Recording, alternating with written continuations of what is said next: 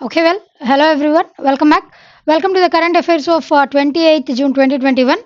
Before the beginning of our class, కొన్ని విషయాల గురించినటువంటి క్లారిటీ ఇవ్వాలండి. ఎందుకు అనంటే లైక్ కొన్ని రోజుల నుంచి చాలామంది స్టూడెంట్స్ అడుగుతున్నటువంటి విషయం ఏంటి అనంటే ఎక్కువ డైలీ ఎక్కువ కరెంట్ అఫైర్స్ చెప్పండి. అట్లీస్ట్ 20 క్వెషన్స్, 30 క్వెషన్స్ అని చెప్పేసి. అండ్ వన్ మోర్ థింగ్ ఏంటి అనంటే ఏ రోజు కరెంట్ అఫైర్స్ ఆ రోజే చెప్పేయండి అని కూడా. ఈ 2 థింగ్స్ గురించినటువంటి క్లారిటీ ఇవ్వాలి. ఫస్ట్ ఏంటి అనంటే ఏ రోజు కరెంట్ అఫైర్స్ ఆ రోజే చెప్పాలి అనంటే it is impossible. Why? Because డేలో జరిగినటువంటి యాక్టివిటీస్ కానీ, ఈవెంట్స్ కానీ, అవార్డ్స్ కానీ, whatever the thing it might be end of the డేకి కంప్లీట్ అయిపోతాయి. అప్పుడు మాత్రమే మనం ఆ రోజు జరిగినటువంటి కరెంట్ అఫైర్స్ని కన్సిడర్ చేస్తాం. End of the day complete అయ్యాయనంటే maybe it might be around 6 or 7.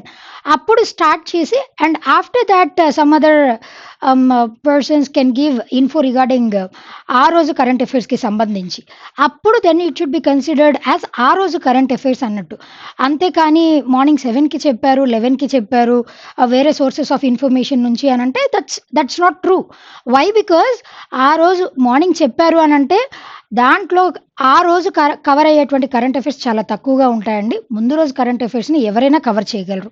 Why? Because ఎందుకు అనంటే లైక్ న్యూస్ పేపర్స్ కూడా ముందు రోజు ఇన్ఫోనే నెక్స్ట్ డే న్యూస్ పేపర్లో వస్తుంది. అదేవిధంగా ఇక్కడ కూడా అంతే జరుగుతుంది.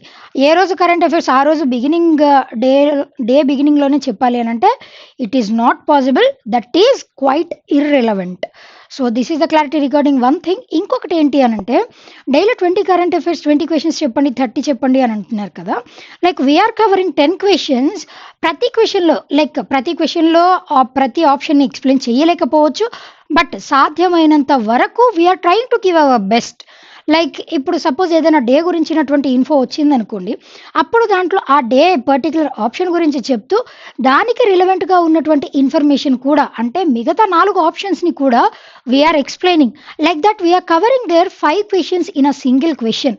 You should understand at least that thing. And ప్రతి క్వశ్చన్కి అని అనట్లేదు, సాధ్యమైనంత వరకు we're trying to cover. As Sridhar సిసి మేమెప్పుడు ట్రై చేసేది ఏంటి అనంటే we want to give our best to the student. Qualitative info ఇవ్వాలని చెప్పేసి మేము ఎప్పుడు తపన పడుతూ ఉంటాం. అదేవిధంగా స్టూడెంట్స్కి కూడా డెలివర్ చేయాలి అని ఆ మోటోతోనే పనిచేస్తూ ఉంటుంది శ్రీధర్ సిసి. అదేవిధంగా మేము చెప్పేటువంటి 10 క్వశ్చన్స్లో you should not see the number of questions.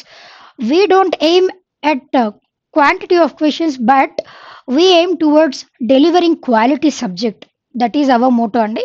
మీరు కరెక్ట్గా 1 నుంచి 10 క్వశ్చన్స్ కరెక్ట్గా వింటే కేవలం 10 క్వశ్చన్స్ మాత్రమే కాదండి, దాంట్లో ఇన్యూమరబుల్ క్వశ్చన్స్ కవర్ అవుతాయి. ప్రతి ఆప్షన్ అంటే వీలైనన్ని ఆప్షన్స్ని కూడా కవర్ చేయడానికి we are trying. So better not to ask again and again regarding 20 questions, increase number of questions. See, if there is a possibility of increasing questions, we would be increasing. మాకు కూడా కేవలం 10 questions మాత్రమే చెప్పాలి అన్న target కానీ restriction కానీ ఏం లేదండి. సాధ్యమైనంత వరకు ఎన్ని వీలు ఉంటే, ఎంత వెసులుబాటు ఉంటే అంత ఎక్కువ ఇన్ఫో ఇవ్వడానికే ప్రయత్నిస్తాం స్టూడెంట్స్కి కూడా. We don't want to miss anything that is not to be delivered to the students, but we aimed for the better attainment of you guys. So please try to understand our struggle towards you and please don't try to ask again and again regarding these things. Okay, so on that note, given the clarity regarding this, let's begin our thing. Let's have the first one. Who authored the book titled Anomalies in Law and Justice? ఎవరు రచించారండి ఈ పుస్తకాన్ని? It was by RV Raveendran గారు. రీసెంట్గా ఈ పుస్తకాన్ని రచించి దీనిని ఎవరు ఇనాగ్రేట్ చేశారు అనంటే ప్రస్తుతం మన 48th chief justice of India అయినటువంటి ఎన్వి రమణ గారు ఈ పుస్తకాన్ని ఆవిష్కరించారు. ఇది కూడా వర్చువల్గా జరిగినటువంటి వర్చువల్ ఈవెంట్లో దీనిని ఇప్పుడు ప్రజెంట్ మన 48th చీఫ్ జస్టిస్ ఆఫ్ ఇండియాగా ఉన్నటువంటి ఎన్వి రమణ గారు ఈ పుస్తకాన్ని ఆవిష్కరించారు. మెయిన్గా ఈ పుస్తకం టైటిల్లో ఉన్నటువంటి విధంగానే anomalies in law and justice అంటే ఏంటి అనంటే ఇప్పటిదాకా అంటే మన ఇండిపెండెన్స్ నుంచి స్టార్ట్ చేసి ఇప్పటి వరకు మన లా అండ్ ఆర్డర్‌లో కానీ, లా అండ్ జస్టిస్‌లో కానీ వచ్చినటువంటి మార్పులు, ఇంకా లా అండ్ జస్టిస్‌లో తీసుకొని రావాల్సినటువంటి మార్పులు, చేర్పులు, ఎన్హాన్స్‌మెంట్స్ వీటన్నిటి గురించినటువంటి ఇన్ఫో ఈ లా అండ్ జస్టిస్ అన్నటువంటి పుస్తకంలో పొందుపరిచారు. దీని ద్వారా ఏంటి అనంటే ఇంకా అర్లియర్ ఇదివరకు చీఫ్ జస్టిస్ ఆఫ్ ఇండియాగా ఉన్నటువంటి కొంతమంది ప్రముఖులు ఈ పుస్తకం వచ్చిన తర్వాత లైక్ హైకోర్ట్ చీఫ్ జడ్జిలు కానీ, లేదు అనంటే supreme court chief justice of India excuse me వీళ్ళ యొక్క టర్మ్ అన్నటువంటి దానిని 65 ఇయర్స్‌కి ఇంక్రీజ్ చేయాలి. లేదు అనంటే ఎంత ఇంక్రీజ్ చేసినప్పటికీ కూడా హైకోర్ట్, సుప్రీం కోర్ట్ రెండిటిని ప్యారలల్‌గా, ఈక్వల్‌గా ట్రీట్ చేసి వాళ్ళ యొక్క టెన్యూర్ విషయంలో ఎన్హాన్స్‌మెంట్స్ తీసుకొని రావాలని చెప్పేసి కూడా పేర్కోవడం జరిగింది. ఈ విధంగా ఈ పుస్తకం వచ్చేసి it was by R V Raveendran and release చేసింది ఎవరు అనంటే మాత్రం ఇప్పుడు ప్రస్తుతం చీఫ్ జస్టిస్ ఆఫ్ ఇండియా అయినటువంటి ఎన్‌వి రమణ గారు దీనిని ఇనాగ్రేట్ చేయడం జరిగింది. That is the thing. Clear కదండి? Right. Next one. See who among the following has recently inaugurated 63 bridges built by BRO, that is Border Roads Organization in 8 states. Who is he? మన defence minister అయినటువంటి రాజ్నాథ్ సింగ్ గారు రీసెంట్గా దీనిని launch చేశారండి. Basically ఈ 63 bridges అనేటువంటి concept ఏంటి అనంటే ఈయన రీసెంట్గా లడాఖ్ని విజిట్ చేశారు రాజ్నాథ్ సింగ్ గారు. ఆ విజిట్లో భాగంగానే ఈ 63 బార్డర్ రోడ్స్ ఆర్గనైజేషన్ వాళ్ళు కన్స్ట్రక్ట్ చేసినటువంటి ఈ 63 రోడ్లని ఈయన ఇనాగ్రేట్ చేశారు. దాంట్లో వన్ ఆఫ్ ద రోడ్స్ వచ్చేసి it connects Ladakh, eastern or western లడాక్ని కనెక్ట్ చేస్తూ ఉంటుంది. ఇంకా మిగతా 62 బ్రిడ్జెస్ని కూడా దానితో పాటు 62 బ్రిడ్జెస్ని కూడా 62+1 లడాఖ్లో ఉన్నటువంటి ఆ సరౌండింగ్స్కి సంబంధించినటువంటి 1 బ్రిడ్జ్, అదేవిధంగా దాంతోపాటు 62 బ్రిడ్జెస్ని ఈయన ఇనాగ్రేట్ చేశారు. అదేవిధంగా ఆ బీఆర్ఓకి ప్రస్తుతం చైర్పర్సన్ ఆర్ డైరెక్టర్గా ఉన్నటువంటి వ్యక్తి ఎవరు అనంటే లెఫ్టినెంట్ జనరల్ రాజీవ్ చౌదరి గారు. ఈయన ఆధ్వర్యంలో మన డిఫెన్స్ మినిస్టర్ గారు దీనిని లాంచ్ చేశారు. అదేవిధంగా నెక్స్ట్ 2022 ఆగస్టు 15కి మన భారతదేశం 75 ఇయర్స్ ఆఫ్ ఇండిపెండెన్స్ని కంప్లీట్ చేసుకుంటున్నటువంటి సందర్భంగా ఆజాదీ కా అమృత్ మహోత్సవ్ అని చెప్పేసి మన ప్రైమ్ మినిస్టర్ నరేంద్ర మోదీ గారు ఆల్రెడీ స్టార్ట్ చేశారండి. దాని ద్వారా సెవరల్ ఇనిషియేటివ్స్ని లాంచ్ చేస్తున్నారు. అయితే ఈ 75 సంవత్సరాల స్వాతంత్రాన్ని పూర్తి చేసుకుంటున్నటువంటి సందర్భంగా అప్పటి వరకు 75 ఈ బార్డర్ రోడ్స్ ఆర్గనైజేషన్స్ ప్రకారం 75 బ్రిడ్జెస్ని కన్స్ట్రక్ట్ చేయాలి అన్నటువంటిది మన గవర్నమెంట్ ఆఫ్ ఇండియా యొక్క ఆలోచన. దాంట్లో భాగంగా రీసెంట్గా 63 అన్నటువంటి కంప్లీట్ అయిపోయాయి. క్లియర్ కదండి? Right. Next one. June 28 marks the birth anniversary of PV Narasimha Rao. ఎన్నో బర్త్ యానివర్సరీ అండి? 100th birth anniversary of PV Narasimha Rao గారు రీసెంట్గా నిన్ననే లైక్ 28 జూన్ నిన్న నెక్లెస్ రోడ్ అక్కడ జ్ఞానభూమి దగ్గర nearly 28 or 16 feet tall, some feet tall అయినటువంటి ఈయన విగ్రహాన్ని కూడా నిన్న మన తెలంగాణ చీఫ్ మినిస్టర్ అయినటువంటి కల్వకుంట్ల చంద్రశేఖరరావు గారు, అదేవిధంగా తెలంగాణకి గవర్నర్ అయినటువంటి తమిళసై సౌందరరాజన్ గారు, వీళ్ళిద్దరు ఆధ్వర్యంలో ఈ పివి నరసింహారావు గారి స్టాట్యూని కూడా అక్కడ ఆవిష్కరించారు. అదేవిధంగా నెక్లెస్ రోడ్డుకి పివి నరసింహారావు మార్గ్ అని కూడా దానిని రీనేమ్ చేయడం జరిగింది. ఈయన యొక్క 100th బర్త్ యానివర్సరీ సందర్భంగా నిన్న దానిని ఆవిష్కరించారు. మరి పివి నరసింహారావు గారు చేసినటువంటి కాంట్రిబ్యూషన్స్ ఎటువంటివండి అనంటే ఆయన ఇది వరకు లైక్ 1991 నుంచి 1996 వరకు 9th ప్రైమ్ మినిస్టర్గా మన భారతదేశానికి 9వ ప్రైమ్ మినిస్టర్ ఆఫ్ ఇండియాగా పనిచేసినటువంటి వ్యక్తి. ఆయన ప్రైమ్ మినిస్టర్గా ఉన్నప్పుడు ఎవరు ఫినాన్స్ మినిస్టర్గా ఉన్నారండి? ఈ క్వశ్చన్ కూడా ఇంపార్టెంటేనండి. ఎవరు ఫినాన్స్ మినిస్టర్గా ఉన్నారు అన్న క్వశ్చన్ అడిగితే మన్మోహన్ సింగ్ గారు ఫినాన్స్ మినిస్టర్గా ఉన్నారు. అప్పుడు 1991లో పివి నరసింహారావు గారు ఒక కొత్త స్ట్రాటజీని పరిచయం చేశారు ఇండియా నుంచి ప్రపంచానికి. That is liberalisation, privatisation, globalisation అన్నటువంటి కాన్సెప్ట్ని భారతదేశంలో ఇంట్రడ్యూస్ చేసినటువంటి మొట్టమొదటి ప్రైమ్ మినిస్టర్ ఎవరు అనంటే పివి నరసింహారావు గారు. ఇది మాత్రమే కాదండి, ఇంకా లుకిస్ట్ పాలసీ అన్నటువంటి దానిని కూడా ఈయన ప్రైమ్ మినిస్టర్గా ఉన్నప్పుడే ఇంట్రడ్యూస్ చేసినటువంటి విషయం. ఇది మాత్రమే కాదండి, ఈయన 1971 నుంచి 73 వరకు ఆంధ్రప్రదేశ్ స్టేట్కి సీఎంగా కూడా పని చేశారండి. ఈ విధంగా ఈయన హీఈస్ అ వెటరన్ ఇన్ 17 భాషలు తెలిసినటువంటి బహుభాషా ప్రజ్ఞాశాలి. అదేవిధంగా స్కాలర్ ఆల్సో.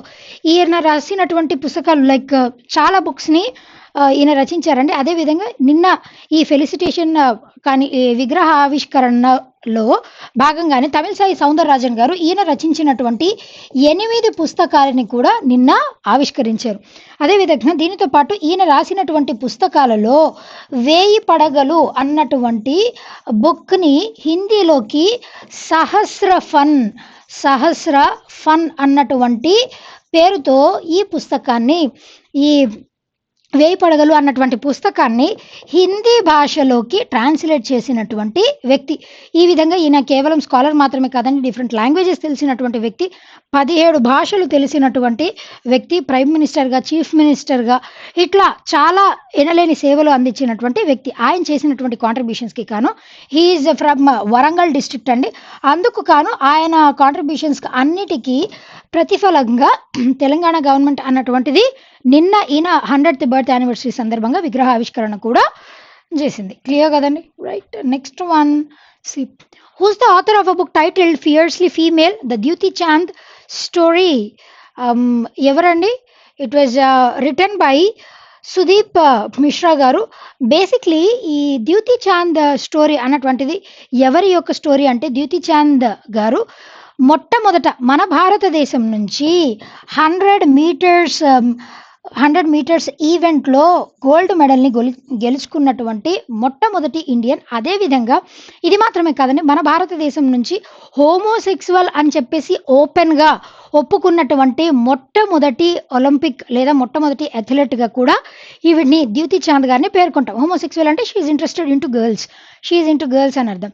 ఆ విధంగా ఓపెన్గా ఆవిడ గురించి చెప్పుకున్నటువంటి మొట్టమొదటి అథ్లెట్ ఎవరు అని అంటే ద్యుతి చాంద్. ఆవిడ లైఫ్లో ఆవిడ ఎదుర్కొన్నటువంటి సమస్యలు అంటే అథ్లెట్గా బై పర్సనాలిటీ ఫీమేల్ అయినప్పటికీ కూడా లైక్ ఇట్లా హోమోసెక్సువల్ అయ్యేటప్పటికీ ఆవిడ ఎదుర్కొన్నటువంటి ఒలింపిక్స్లో కానీ లేదు అని అంటే ఈ ఛాంపియన్షిప్స్లో ఆవిడ ఎదుర్కొన్నటువంటి సమస్యలు అండ్ వాటి నుంచి ఓవర్కమ్ చేసి ఇప్పటి వరకు ఏ విధంగా ఆవిడ లైక్ ఇది వరకు కూడా ఈ 100 మీటర్స్ గోల్డ్ని గెలిచిన తర్వాత 2016 రియో ఒలింపిక్స్కి కూడా ఆవిడ క్వాలిఫై అయ్యారు and she has participated in 2016 Rio ఒలింపిక్స్లో కూడా ఈవిడ పార్టిసిపేట్ చేశారు. ఆ విధంగా ఆవిడ ఏ విధంగా చిన్నప్పటి నుంచి ఆవిడకి ఉన్నటువంటి ఎదురైనటువంటి స్ట్రగుల్స్ని ఓవర్కమ్ చేసి ఈ స్థానంలో నిలిచారు అన్నటువంటి బుక్కే ఫియర్స్లీ ఫీమేల్ అన్నటువంటి పుస్తకం. క్లియర్ కదండి?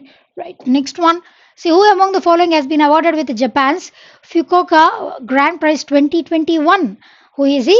P. Sainath garu. రీసెంట్గా పి సాయినాథ్ గారు ఈయన ఎవరు అని అంటే బేసిక్లీ హీఈస్ అ జర్నలిస్ట్ అండి. ఈ ఫ్యూకోకా గ్రాండ్ ప్రైజ్ అన్నటువంటిది ఎవరు ఇస్తారు అని అంటే జపాన్కి చెందినటువంటి ఈ ఫ్యూకోకా అన్నటువంటిది ఏంటి అని అంటే జపాన్లో ఒక సిటీ అండి. అదేవిధంగా ఈ ఫ్యూకోకా జర్నలిజం ఫౌండేషన్ వాళ్ళు ఈ అవార్డ్ని ప్రజెంట్ చేస్తారు. ఎవరికి ప్రజెంట్ చేస్తారండి అని అంటే ఏషియన్ కల్చర్ని ఎవరైతే ప్రిజర్వ్ చేయడానికి ఎక్కువగా పాటు పడతారో అలాంటి వ్యక్తులకి ఈ రకమైన ఈ అవార్డ్ని ప్రజెంట్ చేస్తారు. మరి ఈయన చేసినటువంటి పి సాయినాథ్ గారు చేసినటువంటి సేవలు ఏంటండి అని అంటే లైక్ ఈ కోవిడ్-19 పాండమిక్ సిచ్యువేషన్స్లో ఫార్మర్స్ ఏ విధంగా ఎఫెక్ట్ అయ్యారు, అదేవిధంగా ఎస్పెషల్లీ మేజర్గా రూరల్ ఏరియాస్లో ఉన్నటువంటి ఫార్మర్స్ కానీ బీపీఎల్లో బిలో పావర్టీ లైన్లో ఉన్నటువంటి ప్రజలు కానీ ఏ విధంగా ఇబ్బందుల్ని ఎదుర్కొన్నారు అన్నటువంటి గ్రౌండ్ రియాలిటీస్ని రీసెర్చ్ చేసి ఆ ఈవెంట్స్ని పొందుపరిచినటువంటి వ్యక్తి చేంజ్ని తీసుకొని రావడం కోసం అని చెప్పేసి ఆ విధంగా ఆయన ఆర్టికల్స్ ద్వారా చేంజ్ని తీసుకొని వచ్చినందుకు గాను ఏషియన్ కల్చర్ని ప్రిజర్వ్ చేయడం కోసం ఆయన చేసినటువంటి కృషికి గాను ఈ అవార్డుని రీసెంట్గా ఆయనకి ప్రజెంట్ చేశారు. ఇది వరకు ఆయన ద హిందూ న్యూస్ పేపర్లో ఎడిటర్గా పనిచేశారు. అదేవిధంగా ఇంకా బ్లిట్స్ అన్నటువంటి దానికి కూడా దాంట్లో కూడా ఆ న్యూస్ పేపర్ పబ్లికేషన్స్లో కూడా ఈయన వర్క్ చేశారు. ఇది మాత్రమే కాదండి, ఇది వరకు ఈయనకి ఆయన జర్నలిజంలో ఆయన చేసినటువంటి కాంట్రిబ్యూషన్స్ కృషికి గాను రామన్ మెగసెసే అవార్డ్ని కూడా గెలుచుకున్నటువంటి వ్యక్తి మన పి సాయినాథ్ గారు.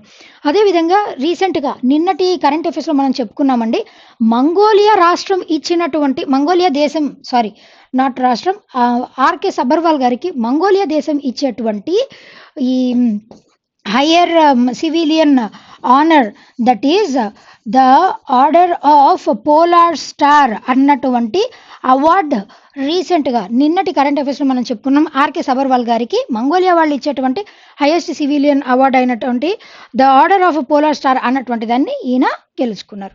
క్లియర్ కదండి? Right. Next one, see which space organization is going to launch the first uncrewed mission in December 2021 as part of the human space flight program, that is Gaganyaan. What is it అండి? It is ISRO, Indian space research organisation వాళ్ళు రీసెంట్గా ఈ గగన్యాన్ అనేటువంటి concept ఎప్పటి నుంచో ఉందండి. కాకపోతే ఇప్పుడు మొట్టమొదటిసారి మన భారతదేశం నుంచి గగన్యాన్, ఇది వరకు కూడా మనం చాలా స్పేస్ మిషన్స్ని లాంచ్ చేసాం కదండి.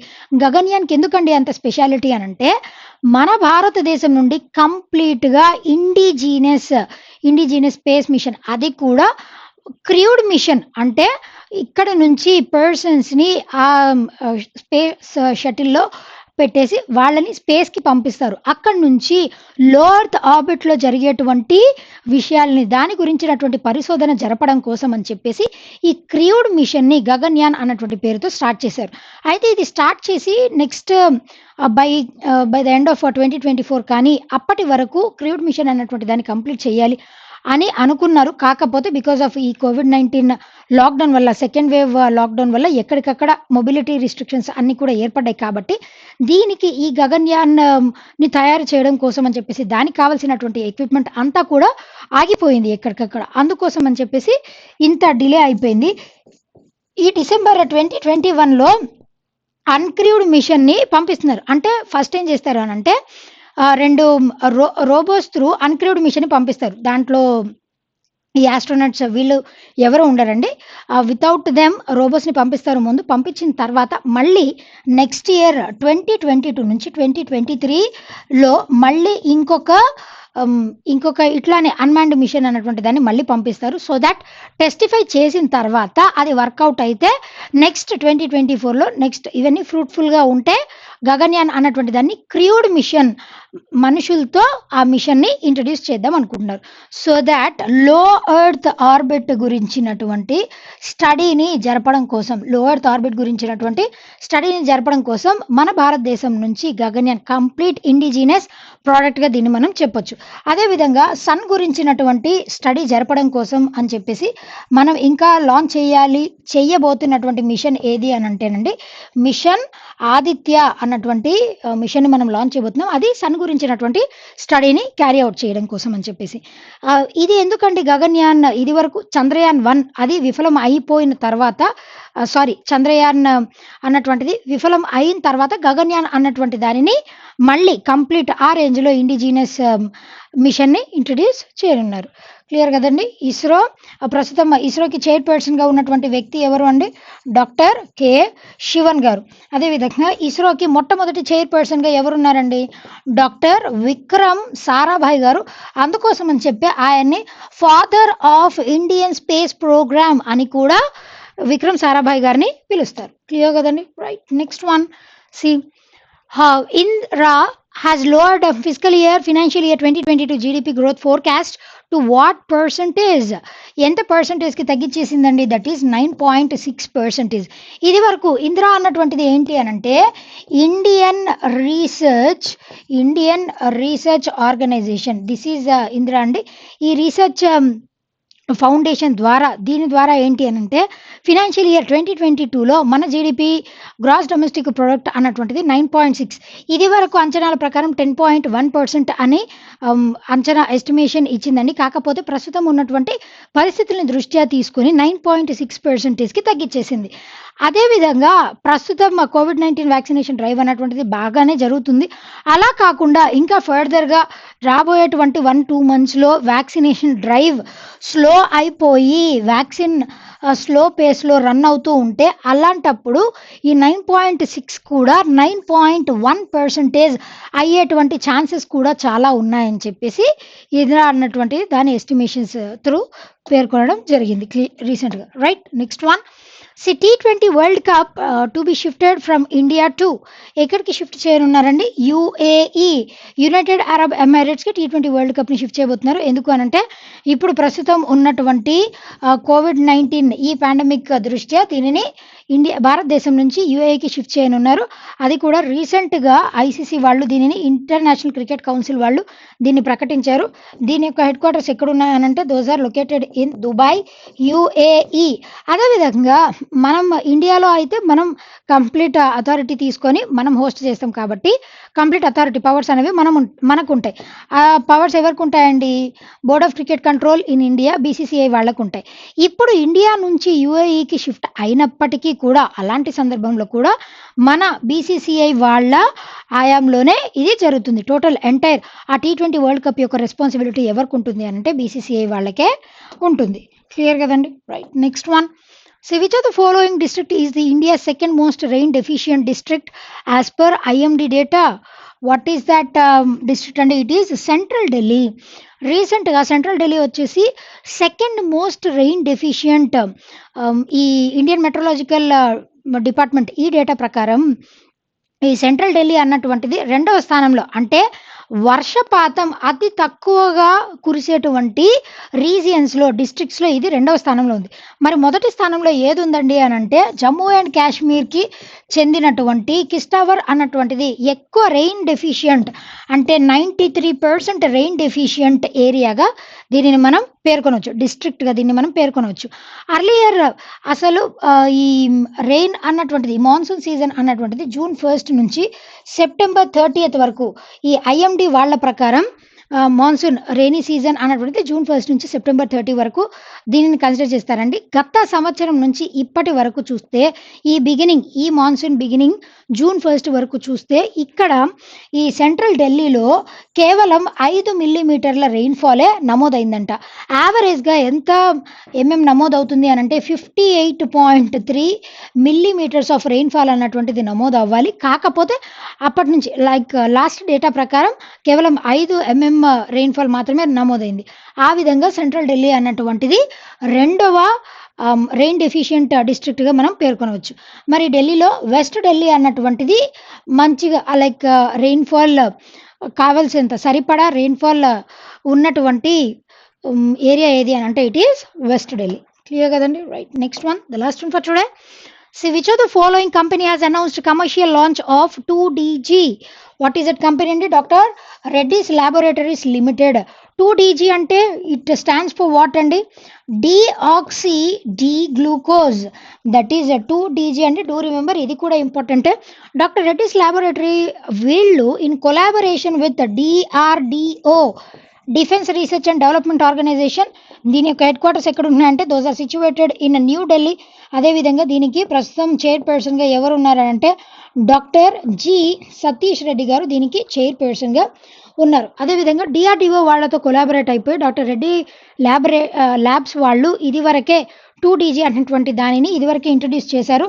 మే 1న దీనిని ఎమర్జెన్సీ పర్పస్లో యూజ్ చేయమని చెప్పేసి కూడా మన గవర్నమెంట్ ఆఫ్ ఇండియా ఎమర్జెన్సీ పర్పసెస్లో దీన్ని వాడొచ్చు అని పర్మిషన్ కూడా గ్రాంట్ చేసింది మే 1 నుంచి. కాకపోతే ఇప్పుడు ఓపెన్గా, అప్పుడు కేవలం ఎమర్జెన్సీ పర్పస్లోనే వాడమన్నారు.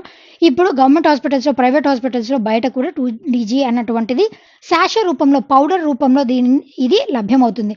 ఎవరైతే మైనర్ నుంచి మైల్డ్ మోడరేట్ కోవిడ్-19 ద్వారా ఎఫెక్ట్ అయ్యి ఉంటారో ఆ స్టేజ్లో ఉన్నటువంటి పేషెంట్స్కి మాత్రమే ఈ 2DG పౌడర్ అన్నటువంటిది ఊరటని కలిగిస్తుంది.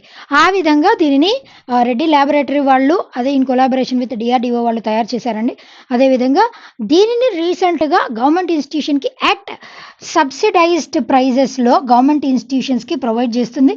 అదేవిధంగా ప్రైవేట్ హాస్పిటల్స్కి, బయట ఇతరత్ర ఏజెన్సీస్కి కూడా ఇది సప్లై స్టార్ట్ చేయనుంది. That is the thing regarding this. Clear kadandi? That's all for today. We'll be meeting again tomorrow. Until then, be fit, be consistent, and thank you.